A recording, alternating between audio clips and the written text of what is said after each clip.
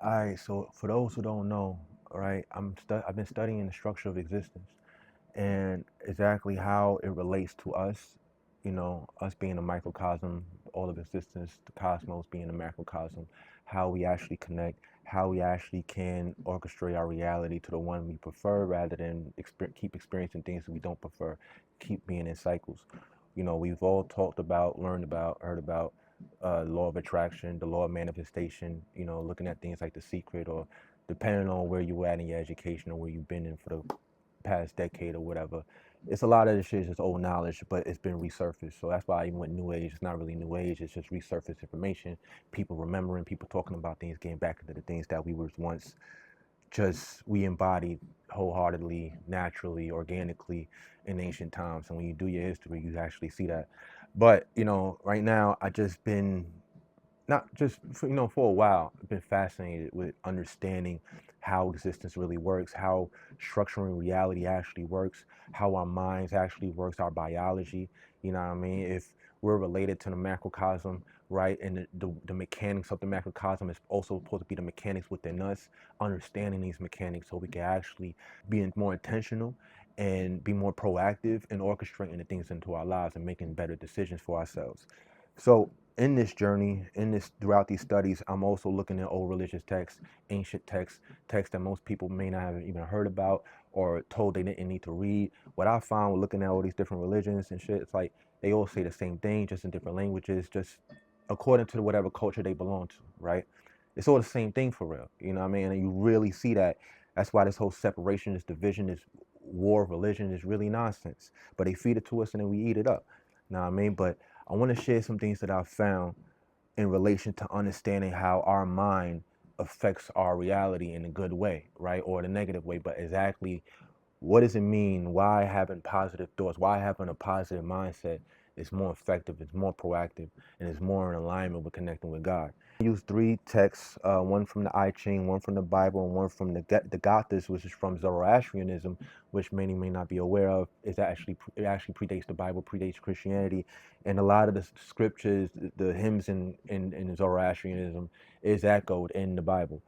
We ain't gonna go into deep into all that. I just want to share these verses with y'all so y'all can also see the connection between them, digest these things, and see what it means for yourself and how you can relate it into your current reality.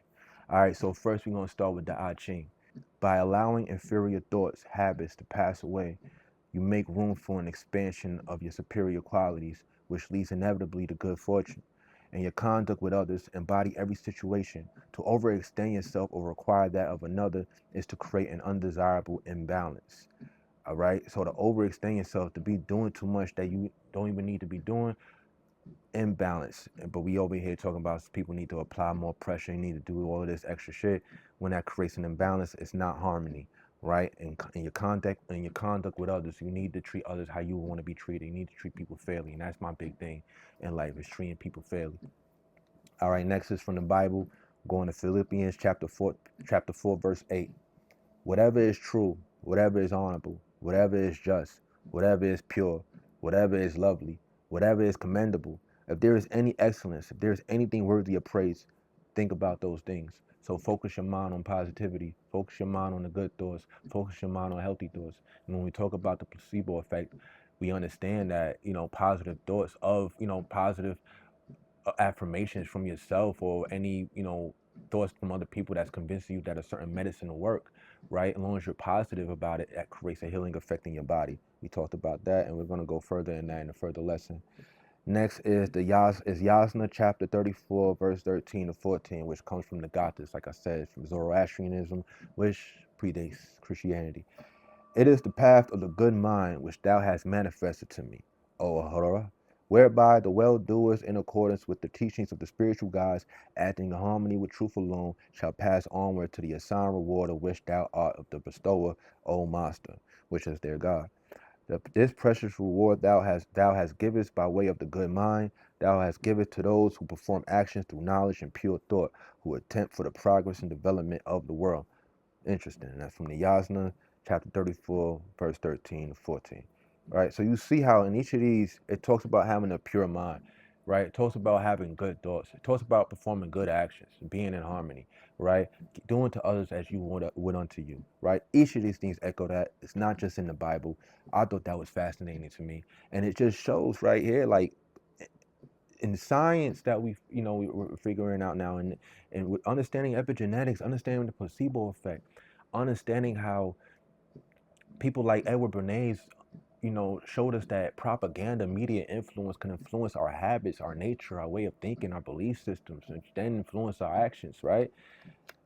We see this echoed throughout history in Hermeticism and the Kabbalion, all texts, that it's all about having a positive mindset. It's all about focusing on your mind, focusing on good things, right? Not the negative things, right? The good thoughts create a good heart, pure heart, a healthy heart, right? When bad thoughts, negative thoughts dries up the bones, right?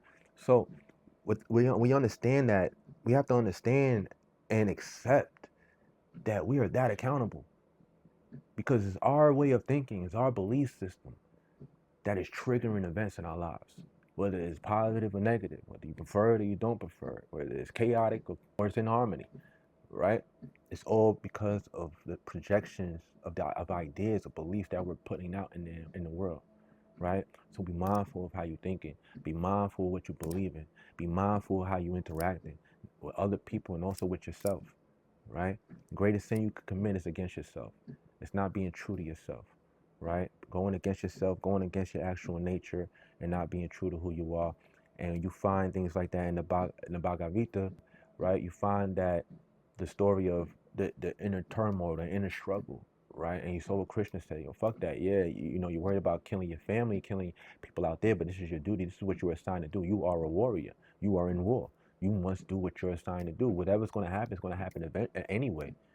But are you going to be true to you, right? And that's the big message, right? So when understanding the structure of existence, structural reality, we understand it step by step, climb by climb as we go up the ladder, that it's just about recognizing what's influencing us, right?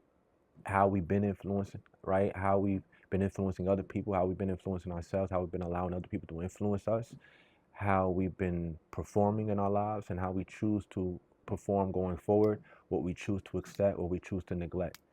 All right? It's all about mindfulness. It's all about intention, right? And honestly, you follow this shit, follow that formula, you'll see a difference, right? When you really start taking charge and you start get out of this idea that something else is in charge of your life, control of your life, control of your circumstances, you start seeing the bigger picture and you start making the actual necessary changes. You really start to wake up, right? And perform as yourself, not as anyone else, right? And start really showing up in your life as you're meant to show up in your life, right? This is for you. This is what you sent you to do, right? So you got to honor yourself. And that's all I got for you today.